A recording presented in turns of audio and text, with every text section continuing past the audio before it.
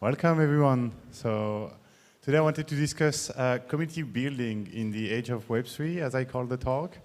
And the idea is to dive into what it entails to try to build a community living up to the standard we like to promote around here. So transparency, accessibility, inclusivity, and so on. So this talk is, of course, informed by my own experience building the community of DeFi France. And we try to do things differently and learn a few things along the way. But yeah, I guess first the main question before we dive into the solution is what exactly are we trying to solve for? What's the problem here?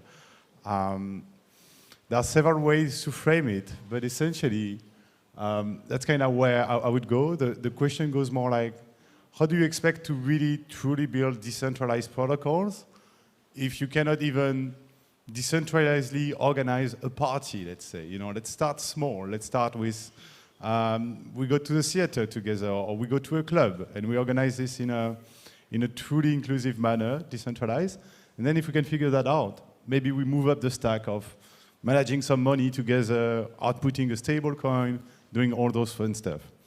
So this is here where you have essentially the four main points that we try to work on at DeFi France. So having a system that is transparent, running as much as possible on on-chain mechanism, so everybody can audit it. A system that is resilient. Obviously, it's not a DeFi protocol. We're on social stuff here, but it's still a factor. Accessibility is probably the biggest one for a community. So a community where everyone can join, everyone can participate, and everyone can eventually become someone important of that community if they do enough contribution. And the last one is kind of tied, but also a bit different, the ownership of the community by the community. So its ability to take decision and essentially craft the community, impact the future of it. So yeah, it's a bit of a core question is how do we build a community that is credibly decentralized so it can output protocols whatsoever that would be themselves interesting in their approach. And yeah, I kind of cut down on that, but essentially to go to the broader context, keep in mind that in DeFi, we're pretty much still at the stone age of how we take decisions. So most protocols are still one token, one vote. You can come in 1 minute before the end of the vote and vote with 15 million votes, and all of them will be implemented instantly.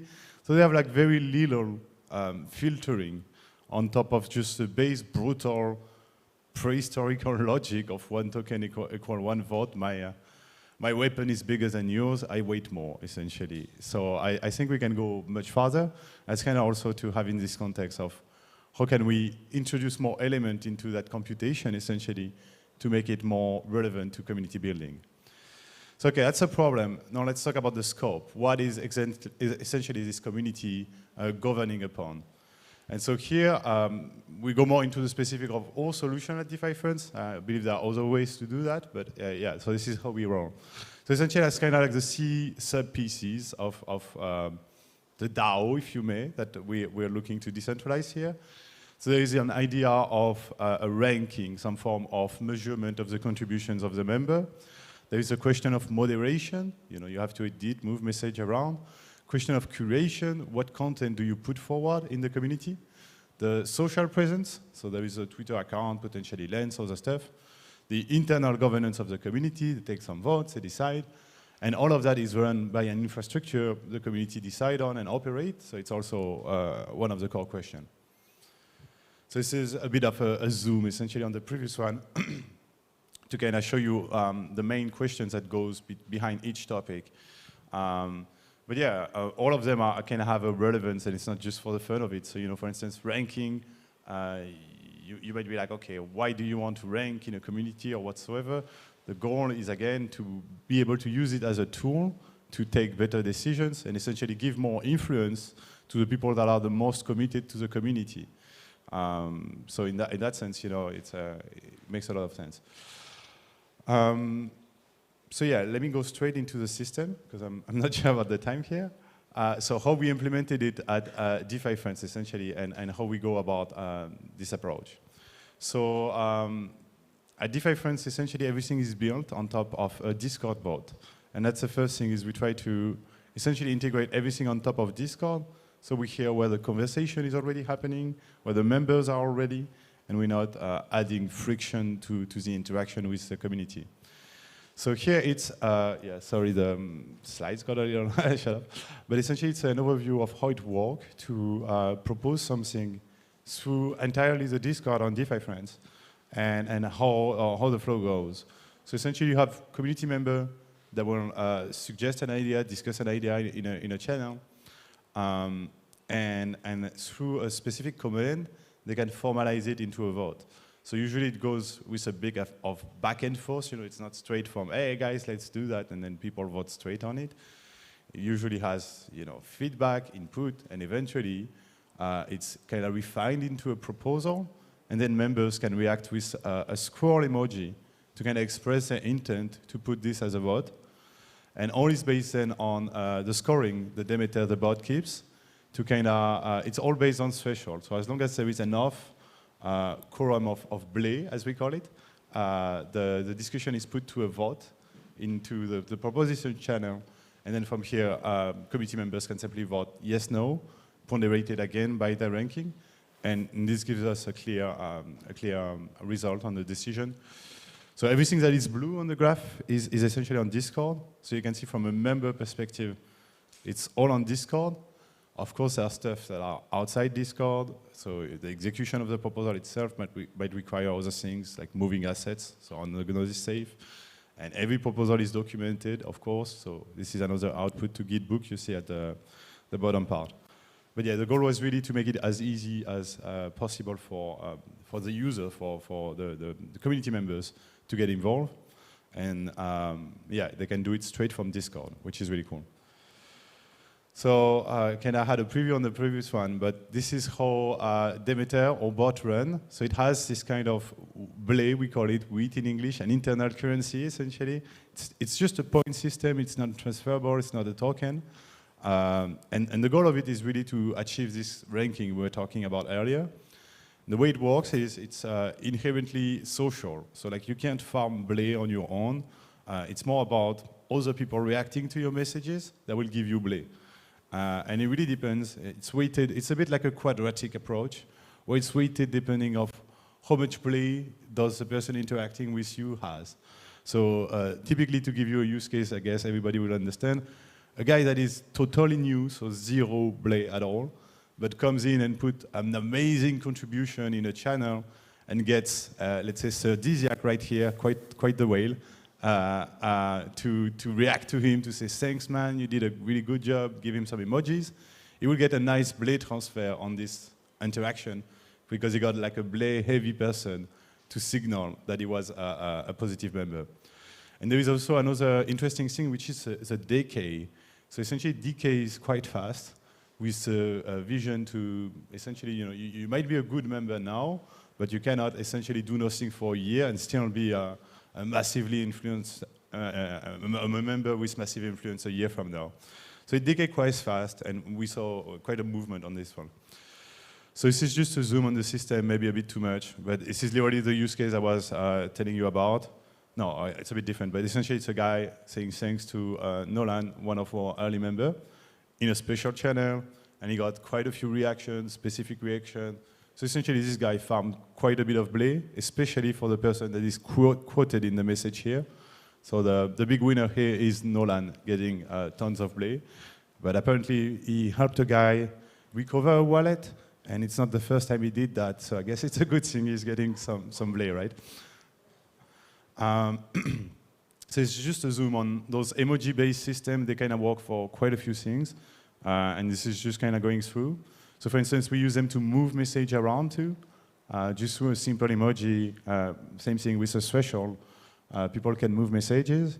So here you have, for instance, a newcomer. A newcomer asking a basic question in a more advanced channel. The community can just react to move this question to a beginner channel, and the bot will implement the action automatically as soon as the threshold is here. It's also used for creation. So you have this little floppy disk reaction that creates just essentially saves the message in a specific channel to make it easy to find again. So this works the same way. Okay, for moderation and for governance, can I walk you through it? So I'm just gonna go a bit further to the result, essentially, I guess. You have quite a few docs on DeFi France online anyway, if you wanna see a bit more the proposal passed. A lot of it is in French, but you know, it's a French community, so sorry, not sorry. But yeah, so I guess, you know, the whole goal of this was decision system organization. So what have we done with two years roughly of that system running? What has been achieved? So there are quite a few things. The first one we're quite proud of is decentralization of meetups. We went from organizing only in Paris to now organizing in 5, 6 cities. There is even DeFi France Belgium. So we're growing, we're spreading. We had quite a few community-led initiatives, depending on the moment. Some related to tokenomics. One was like a DeFi dictionary, working groups of all sorts. And we even have some infrastructure-focused projects. So the Demeter itself was upgraded. So for instance, at first, wasn't able to manage the Twitter account. And then we voted an extension of Demeter to Twitter and implemented it. And now you can literally manage the DeFi France Twitter account through directly the Discord. So like little cool addition. In terms of how it works concretely, I think what we're quite proud of is the accessibility. So we saw quite a lot of essentially newcomers emerging through DeFi France, through the Blaze system and other things. And it's quite dynamic in terms of the top holders. It changed a lot. And it really usually reflects the people that are active in the community right now. So in that sense, it's pretty positive. Now, of course, what can we do better? We have two main shortcomings right now. So the first one is, you might have heard, you know, about Discord, Gitbook, and so on. So you're like, yeah, okay, this is fine. Maybe it's aligned with web3 values, but it's still, you know, a good or web2 company hosting most of your infra. So definitely, you know, migrating to Lens, finding another solution for Discord and so on, channels we can truly own will be a step forward. But it's obviously hard to replicate the same level of integrations we currently have on Discord on a more decentralized solution. The second point is probably, like, I guess, the main one. It's what type of decisions you're trying to take with this infrastructure. And we run into the limit, kind of realizing that this works really well for, you know, for organization of meetups, for instance, or things that are quite targeted, that have a goal and are not too long-term and strategic. But when it comes to more strategic decision for the community, it's really hard to reach a consensus with a system this horizontal and inclusive. And so there are some topics where we kind of hit our heads against the wall. When, for instance, we're trying to articulate a yearly budget for the sponsoring of the meetups. So essentially, where there will be a budget collected once by the DeFi France group, association, whatsoever, then distributed to all the organizers. We failed to reach agreement, and we're back to the old solution of every organizer collecting their own sponsorship themselves for every event. So obviously not ideal, but kind of we weren't able so far with this structure to find a proper solution for that. So yeah, that's it for me today. I have some time maybe for the questions. 1, 2.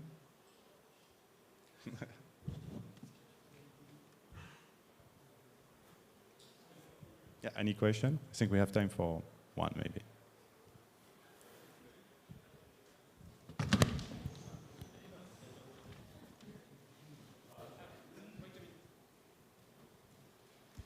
You mentioned there's a budget. If there's a budget, there's money. And, you know, this is all about money, right? It's DeFi. How do you, in the context of DeFi France, how do you manage money? Is that related to Blay? Are there certain key holders? Is it a multi-sig? I think maybe you put up the Gnosis Save. How does it work? Yeah, I mean, no surprise. Here it's mostly a Gnosis safe, but we don't have that much assets to manage at the end of the day. It's mostly airdrops or I don't know where the actual assets come from, but it's not. We're not talking of a big treasury. But in that case, we're mentioning of essentially collecting a yearly sponsorship budget and then redistributing it to projects. So there would have been a bit more info on that front, yeah. But it's a safe, and the signers are elected by the community essentially. And they renew them, maintain them, remove some of them when they want. Thank you.